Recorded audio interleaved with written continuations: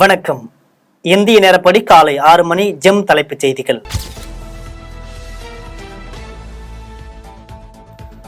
கேரளாவின் வயநாட்டில் நிலச்சரிவில் சிக்கி உயிரிழந்தவர்களின் எண்ணிக்கை 296 உயர்வு. காணாமல் போன 200க்கும் மேற்பட்டோரை தேடும் பணி தீவிரம்.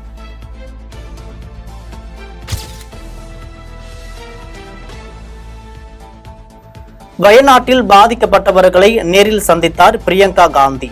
நாட்டு மக்கள் அனைவரும் உதவ வேண்டும் என்றும் உரை.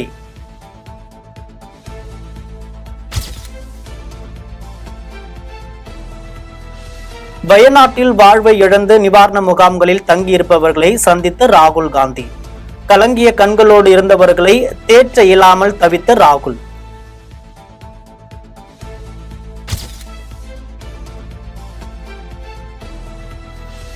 வயநாடு நிலச்சரிவு மிகப்பெரிய பேரிடர். வயநாடு நிலச்சரிவு சம்பவத்தை வைத்து அரசியல் செய்ய விரும்பவில்லை. எனது தந்தையை இழந்தபோது ஏற்பட்ட துயரத்தை நிலச்சரிவால் பெற்றோரை இழந்துள்ளவர்களிடம் உணர்கிறேன் என ராகுல் காந்தி பேச்சு.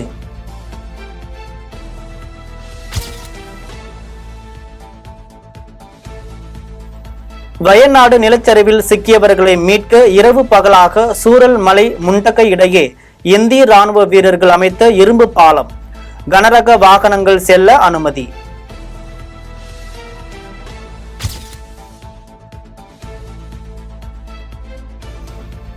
கேரள மாநிலம் வயநாட்டில் ஏற்பட்ட நிலச்சரிவால் பலர் உயிரிழந்துள்ள நிலையில் நிவாரண பணிகளுக்காக கேரள முதலமைச்சரின் பேரிடர் நிவாரண நிதிக்கு 50 லட்சம் ரூபாயை இணைந்து வழங்கிய நடிகர்கள் சூர்யா, ஜோதிகா மற்றும் கார்த்தி.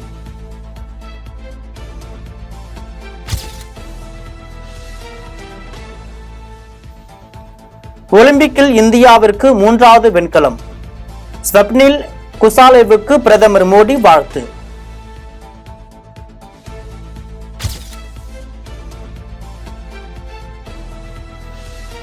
விசைப்படகு மூழ்கியதில் உயிரிழந்த மீனவரின் குடும்பத்தினருக்கு 10 லட்சம் ரூபாய் நிதி உதவி. முதலமைச்சர் மு.க. ஸ்டாலின் அறிவிப்பு.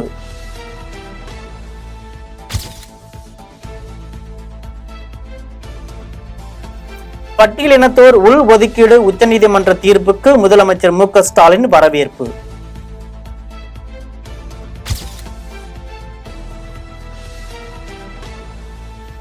கல்விதான் ஒருவரின் தடைகளை தகர்த்து தலை நிமிர செய்யும் என லயோலா கல்லூரி நூற்றாண்டு துவக்க விழாவில் முதலமைச்சர் மு.க. ஸ்டாலின் உரை. அனைவருக்கும் தரமான கல்வி கிடைக்க வேண்டும் என்பதே திமுக அரசின் நோக்கம் என்றும் பேச்சு.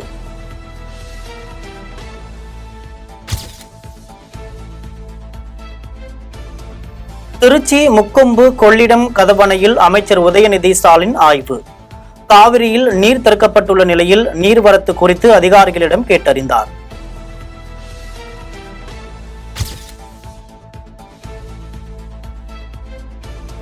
பயணிகள் வசதிக்காக எக்ஸ்பிரஸ் ரயில்களில் கூடுதலாக 4 பொது பெட்டிகள் இணைக்கப்படும் என ரயில்வே அமைச்சர் அஸ்வினி வைஷ்ணவ் தகவல். பொது பெட்டிகளின் தேவை அதிகரித்துள்ளதால் 2500 பெட்டிகளின் தயாரிப்பு பணிகளை விரைவில் முடிக்க நடவடிக்கை எடுக்கப்படும் எனவும் அறிவிப்பு.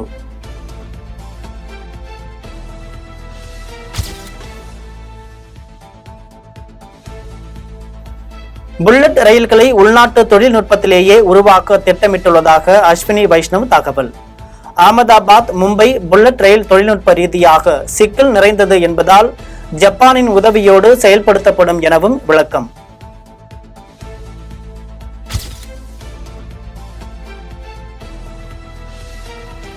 பெருங்களத்தூரில் 60 கோடி ரூபாய் செலவில் 830 மீட்டர் தூரத்திற்கு அமைக்கப்பட்ட மேம்பாலத்தை மக்கள் பயன்பாட்டிற்காக அமைச்சர் தாமோ அன்பரசன் திறந்து வைத்தார்.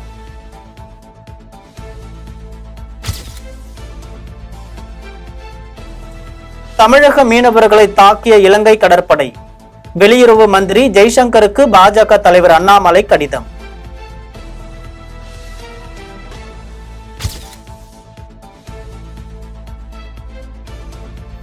பட்ஜெட்டில் கல்விக்கான ஒதுக்கீடு மிகவும் குறைவாக உள்ளது என திமுக எம்பி கனிமொழி குற்றச்சாட்டு.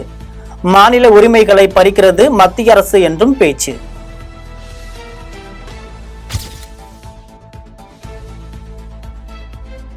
தமிழ்நாடு அரசின் தகைசால் தமிழர் விருது காங்கிரஸ் மூத்த தலைவரும் பேச்சாளருமான குமரி அனந்தனுக்கு வழங்கப்படும் என அறிவிப்பு.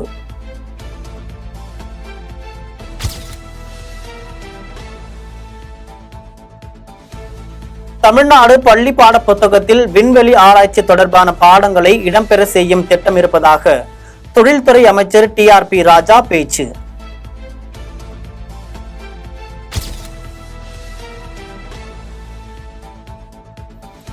சென்னை மெட்ரோ ரயில் கடந்த ஜூலை மாதம் 95.35 லட்சம் பேர் பயணித்துள்ளனர்.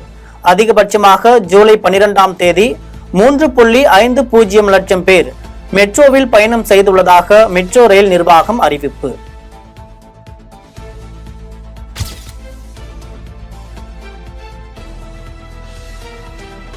ரேஷன் கடைகளில் ஜூலை மாதத்திற்கான துவரம் பருப்பு மற்றும் பாமாயில் பாக்கெட் பெற இயலாதவர்கள் இம்மாதம் பெற்றுக் கொள்ளலாம் என தமிழக அரசு அறிவிப்பு. சிறப்பு பொது விநியோக திட்ட பொருட்கள் முழுமையாக நகர்வு செய்யப்பட்டதால் கடந்த மாதம் வழங்கப்படவில்லை என விளக்கம்.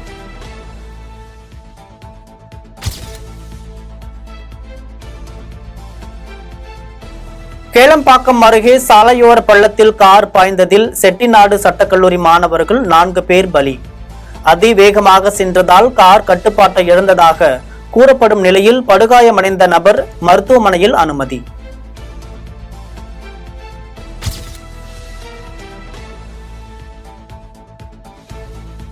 வெனிசுலாவில் தேர்தல் மோசடியில் ஈடுபட்டதாக அதிபர் நிக்கோலஸ் மதுரோ மீது அமெரிக்க தொழிலதிபர் எலான் மஸ்க் குற்றச்சாட்டு. தொலைக்காட்சியில் விவாதிக்க வருமாறு நிக்கோலஸ் மதுரோ விடுத்த சவாலை ஏற்பதாக அறிவித்தார் எலான் மஸ்க்.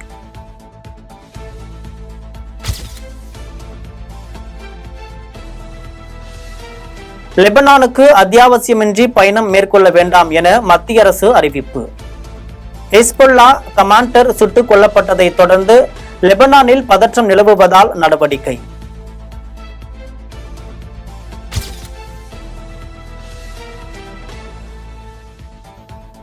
நிலச்சரிவு குறித்து கடந்த ஆண்டே எச்சரித்த இஸ்ரோ வயநாடு உள்ளிட்ட 147 மாவட்டங்களின் பட்டியலை வெளியிட்டு கடந்த ஆண்டே எச்சரித்த இஸ்ரோவின் தேசிய தொலைநிலை உணர்தல் மையம்.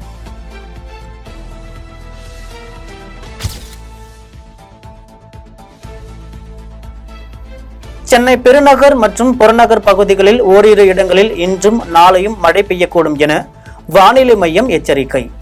சென்னை பெருநகர் மற்றும் புறநகர் பகுதிகளில் அடுத்த 48 மணி நேரத்திற்கு வானம் ஓரளவு மேகமூட்டத்துடன் காணப்படும் என்றும் எச்சரிக்கை.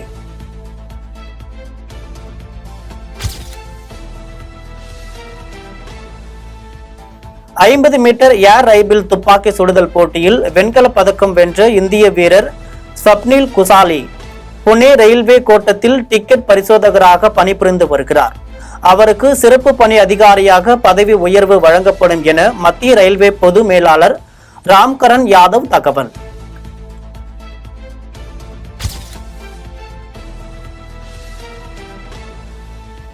TNPL 2024 திருப்பூர் மற்றும் திண்டுக்கல் அணிகளுக்கு இடையேயான 2வது தகுதி சுற்றி போட்டி சென்னை சேப்பாக்கம் சிதம்பரம் மைதானத்தில் இன்று மோதல்.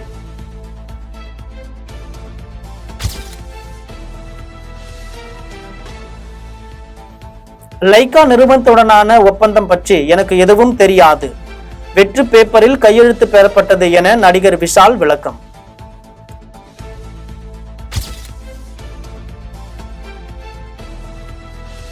ஹெல்மெட் அணியாமல் பைக்கில் சென்றபடி யூடியூப் சேனல் ஒன்றிற்கு பேட்டி அளித்த நடிகர் பிரசாந்திற்கு பாண்டி பஜார் போக்குவரத்து போலீசார் 2000 ரூபாய் அபராதம் விதிப்பு.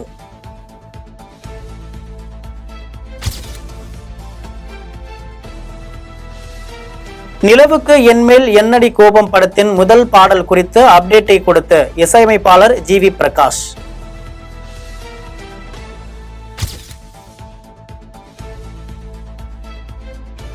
சமுத்திரக்கனி நடித்த திரு மாணிக்கம் திரைப்படத்தின் டீசர் இன்று வெளியீடு.